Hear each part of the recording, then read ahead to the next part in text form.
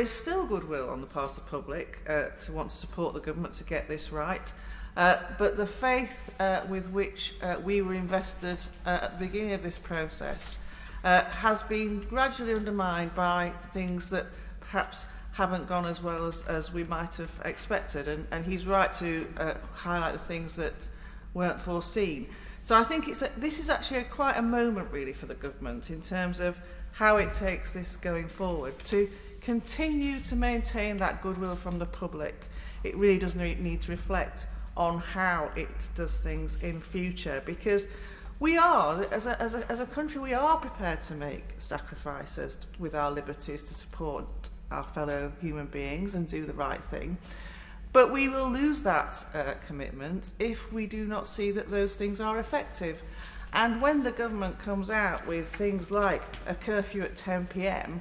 with no solid rationale for doing so, then that undermines that trust that the public are putting us to do those things, and it will therefore reduce their compliance with it. And if we have a situation where the public are choosing not to be compliant because they don't trust the advice given to the government, then we are in a very difficult place.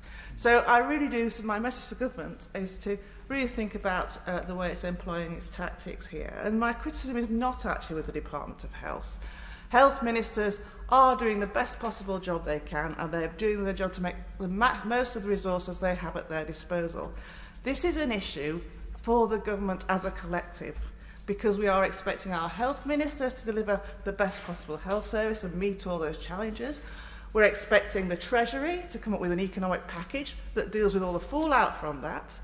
The two of these things are huge challenges, and it is for the government to make sure that those two things are in balance. And for me, I'm not sure that that balance is right at present, but I am confident that with challenge from Parliament, ministers will think again and get it right. I mean, that is what Parliament does. The actual effect of scrutiny makes for better decision-making. What sort of government is scared of having these debates here in this place? Because once you start to be scared of that, where is the moral authority for you to lead this country?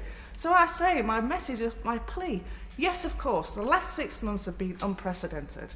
And the government are right to take charge and to do and act fleet of foot to try and take action.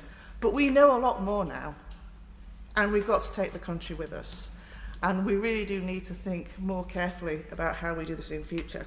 I'm really pleased that my honourable friend is at the front bench. I want to, having heard many people talk about the thanks we owe to public sector workers, I also want to pay my tribute to private sector workers in the NHS who've also kept the NHS standing, and by whom I mean our pharmacists. And she's heard me say this before, but these are independent providers who are at the sharp end of delivering healthcare. And when the GP surgeries closed, the pharmacies were still open.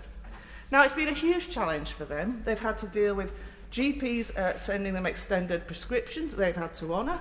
They've had to deal with pharmaceutical companies upping the price of drugs with no extra budget. Now, I know that there's been a loan, an advance payment from the NHS of £300 million to help with the cash flow of that.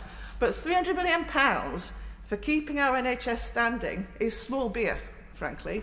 And we can make so much better use of our pharmacists as we continue to deal with this crisis. So I ask her to demand from NHS England that they make sure that the right resources go to our pharmacists so they continue to do the absolutely fantastic job that they've been doing to date. This is such a big subject. It's such a shame that this is the first proper chance we've had to air these issues. And perhaps, again, that reflects some of the irritation and passion that's been shown from some parts of this House. But my final message really to government is this. They have nothing to fear from scrutiny. Their decisions will have more respect and more credibility if they are shared in this House. And I really do hope that as we move forward, we do so in the spirit of openness to Parliament.